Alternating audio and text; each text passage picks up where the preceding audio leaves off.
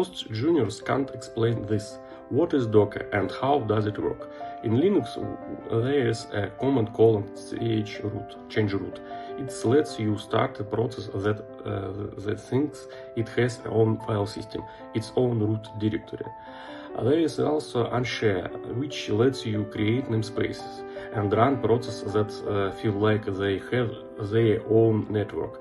In other words, Docker is a convenient Swiss Army knife that, using things like chroot and unshare, runs isolated processes that believe they are the only one around. They live in their own sandbox and can't harm other processes.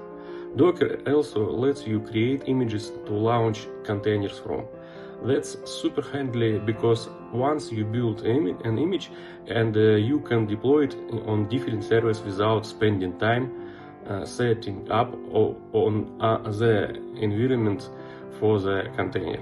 It's also more resource effective than virtual machine because a container is essentially just a regular Linux process isolated at the kernel level. Spinning up multiple VMs to isolate apps is expensive in RAM, disk and CPU. Using Docker makes everything life easy.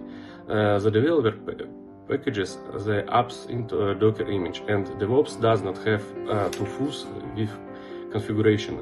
Deploying each service takes minimal effort. Leave a question in the comments and I will cover it in the next video.